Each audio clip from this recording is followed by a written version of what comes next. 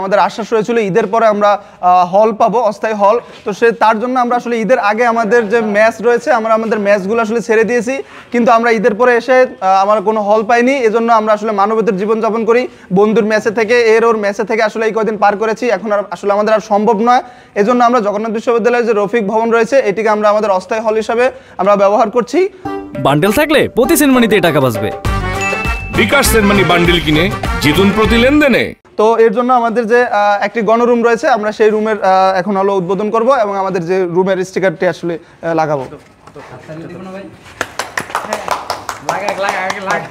ধরো এই আস্তে আস্তে করো, আস্তে আস্তে, মানে এইটা যেন না থাকে, এটা তাড়াহুড়ো না, আস্তে আস্তে টানতে হবে। হ্যাঁ এইভাবে টান দেন আস্তে করে। গণরুম হিসেবে কোন রুমটাকে ব্যবহার করছেন? আসলে আমাদের এখানে মেডিকেল সেন্টার আসলে একটি রুম খালি রয়েছে। এখানে আসলে মেডিকেল সেন্টারে সেরকম সেবা দেওয়া হচ্ছে না এবং শিক্ষার্থীরা আসলে ওইভাবে আসতে পারছে না। তো আমরা আসলে এখানে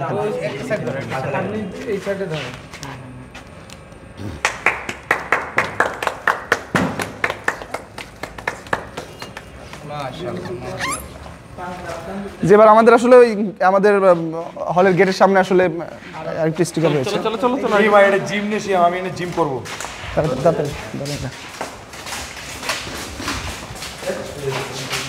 আসলে জগন্নাথ বিশ্ববিদ্যালয় আসলে বাংলাদেশে এমন একটি বিশ্ববিদ্যালয় যেখানে আসলে ছেলেদের জন্য কোনো আসলে আবাসন ব্যবস্থা নেই, আবাসিক হল নেই।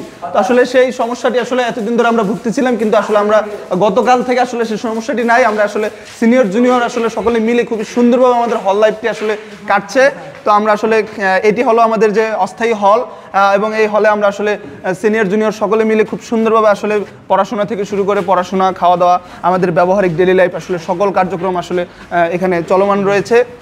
তো আপনারা যদি আসলে দেখতে চান আমরা প্রত্যেকটি বেডে আমাদের আসলে এখানে জনসংখ্যা রয়েছে এবং আরও পুরো বিশ্ববিদ্যালয়ে আসলে একটি সাত পড়ে গিয়েছে।